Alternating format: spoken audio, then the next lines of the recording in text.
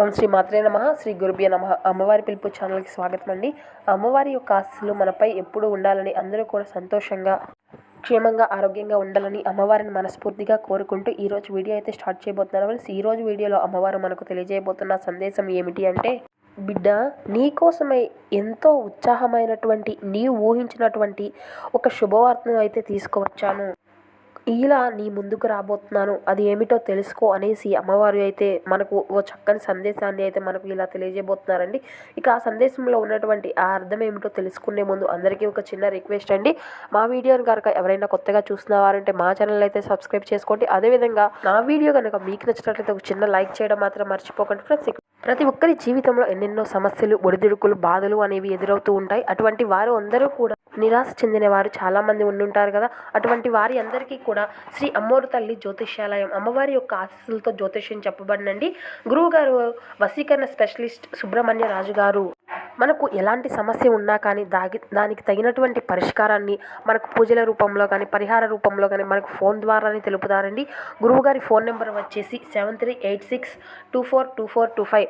నమ్మకంతో ఒక్కసారి కాల్ చేసి చూడండి. అది ఎలాంటి సమస్య అయినా కావచ్చు. ప్రేమ, పెళ్లి, ఉద్యోగం, వ్యాపారం, ఆర్థిక సమస్యలు, భార్యాభర్తల సమస్యలు, అత్తకోడళ్ళ సమస్యలు, ఇలా ఏ సమస్య ఉన్నా కూడా దానికి తగినటువంటి పరిష్కారాన్ని చూపి మనకున్నటువంటి సమస్యల నుండి బయటపడేలా చేస్తారండి.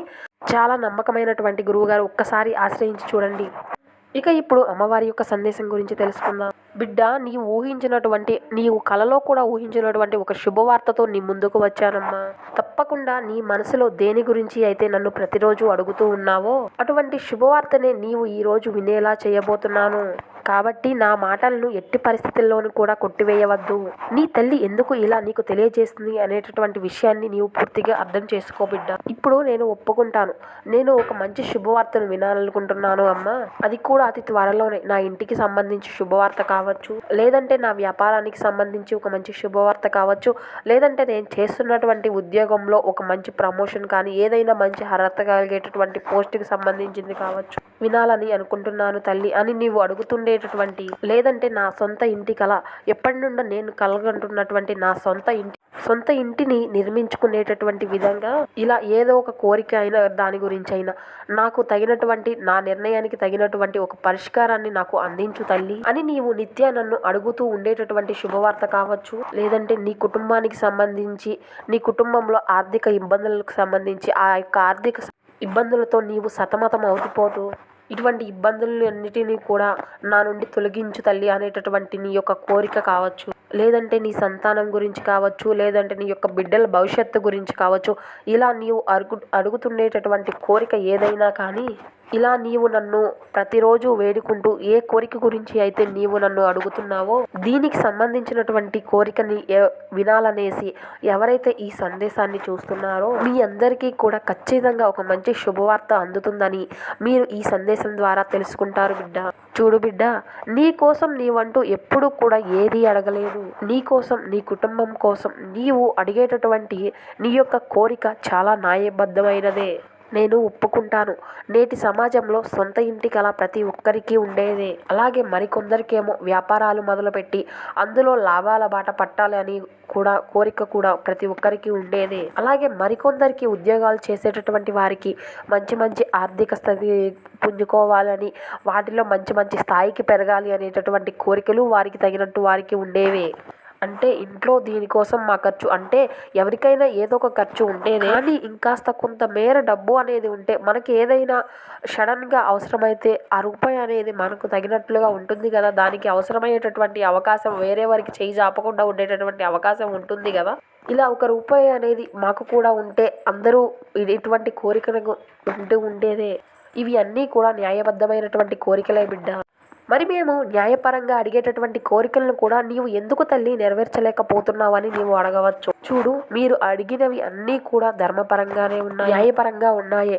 మీకోసం, మీ కుటుంబం కోసం మీరు ఎంతగా కష్టపడుతున్నారో నేను అర్థం చేసుకోగలను. నీ కోరిక తీరడం కోసం, నీ కోరికలు తీరడం లేదు అని, నీ కోరికలు తీరాలి అని ఎన్ని పూజలు, ఎన్ని వ్రతాలు చేశారో, అహర్నిశలు మీకు కష్టమైనప్పటికీ ఎన్ని పనులు చేశారో కాబట్టే కదా ఈరోజు ఇంత మంచి, అంటే ఈ సందేశం ద్వారా ఒక మంచి శుభవార్తను వినబోతున్నావు అనేటటువంటి సూచనను నీకు ఇలా తెలియజేయడానికి అసలు దీనిలో ఉండేటటువంటి అర్థం ఏమిటి? నీవు ఏదో ఒక రోజు ఇప్పుడు రాబోతున్నటువంటి మన కొత్త సంవత్సరంలోనే మంచి శుభవార్త, నీవు కలలు కంటున్నటువంటి శుభవార్త నెరవేరబోతుందనే నీవు ఇక అర్థం చేసుకోవాలి అని నేను నీకు తెలుపుతున్నాను బిడ్డ. ఈ రోజు నీకు ఈ సందేశాన్ని నీకు ఈ విధంగా వినిపించాను అంటే తప్పకుండా నీకు రాబోతున్నటువంటి రోజుల్లో నీకు అంతా కూడా మంచే జరుగుతుంది. చూడు, నీవు ఇక బాధపడనవసరం లేదు, దిగాలు పడనవసరం లేదు. నీ కష్టానికి ఉన్నటువంటి ప్రతిఫలం ఈ రోజు నీకు దక్కింది అని అనుకో బిడ్డ. ఈరోజు నీవు ఈ మాటలను వింటావున్నావు అంటే నీ తల్లిగా నేను నీ తల్లి యొక్క స్థానంలో ఉండి నేను నీకు తెలుపుతున్నాను అంటే నాపై ఉన్నటువంటి నీ నమ్మకమే నిన్ను ఈ సందేశాన్ని వినేలా చేస్తుంది బిడ్డ. మంచిగా ఇక నుండి నీ యొక్క మనసును నిర్మలంగా ఉంచుకో, ప్రశాంతంగా ఉంచుకో. ఇకపై దేని గురించి కూడా నీవు అతిగా ఆలోచించకు.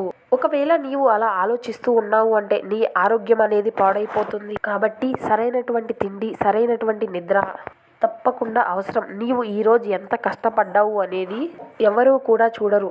కానీ రేపు రోజున నీకు ఆరోగ్యంలో ఏదైనా చిన్న చిన్న కలహాలు ఎదురైనప్పటికీ నీకు ఎవరూ కూడా పట్టించుకోరు. కాబట్టి నీ యొక్క ఆరోగ్యం సక్రమంగా ఉన్నప్పుడే నీవు తీసుకోవాల్సినటువంటి జాగ్రత్తలు ఖచ్చితంగా నీవు వ్యవహరించాలి. కాబట్టి బిడ్డ, ఉన్నప్పుడే జాగ్రత్తగా కాపాడుకోవాల్సినవి ఏమిటో తెలుసా? ఆరోగ్యం, డబ్బు. ఇవి రెండింటిని కోల్పోతే అంటే మనం ధనాన్ని అయితే జీవితంలో సంపాదించుకోగలం, కానీ ఆరోగ్యాన్ని అయితే మనం సంపాదించుకోలేం కదా. ఆరోగ్యం అనేది సక్రమంగా లేకపోతే దాన్ని మనం తిరిగి పొందడం అనేది చాలా కష్టం. అష్ట ఐశ్వర్యాలు అనేవి ధనం మాత్రమే కాదు బిడ్డ, ఆరోగ్యం కూడా. ఆరోగ్యంతో ఉన్నవారు కూడా అష్టైశ్వర్యవంతులే. కాబట్టి ఏ మాత్రం కూడా నీవు నీ యొక్క మనసును పాడు చేసుకోకుండా, కష్టపెట్టుకోకుండా, ఏదైనా కానీ నీవు చేసినటువంటి కష్టానికి భగవంతుడు అయితే ఇవ్వకుండా ఉండడు కదా. కాబట్టి నీవు ఇక ఇప్పటి నుండి నీ మనసును నిర్మలంగా ఉంచుకో. నీ తల్లి నీకు ఈ రోజు సందేశాన్ని ఇలా వినిపించింది అంటే తప్పకుండా రాబోయేటటువంటి రోజుల్లో నీ మనసును నీకు ఒక ఆర్థికమైనటువంటి అభివృద్ధిని ఇవ్వబోతుంది అనేటటువంటి ఆలోచనలతోనే ఉండు. కాబట్టి నీవు నాపై ఎంత నమ్మకాన్ని ఏర్పరచుకున్నావు అనేది ఇక నేను ఎప్పుడు కూడా నిన్నే చూస్తూ ఉంటాను. సంతోషంగా, ఆనందంగా నీ జీవితాన్ని కొనసాగిస్తావు అని నీ తల్లి నీ నుండి కోరుకుంటుంది. ఇక బిడ్డ, నీవు నమ్మకాన్ని ఏర్పరచుకొని నాపై కూడా నమ్మకంతో ఉండు. ఇది మాత్రమే నీకు తెలుపుతున్నాను. సంతోషంగా ఉండండి. ఓం శ్రీ మాత్రే నమః. జై దుర్గా భవాని. సో విన్నారు కదా ఫ్రెండ్స్, ఈరోజు అమ్మవారి యొక్క సందేశం. ఈ సందేశం మీ అందరికీ నచ్చింది అని అనుకుంటున్నాను. ఈ సందేశం కనుక మీకు నచ్చినట్లయితే ఒక చిన్న లైక్ చేయడం మాత్రం మర్చిపోకండి friends. Thank you for watching.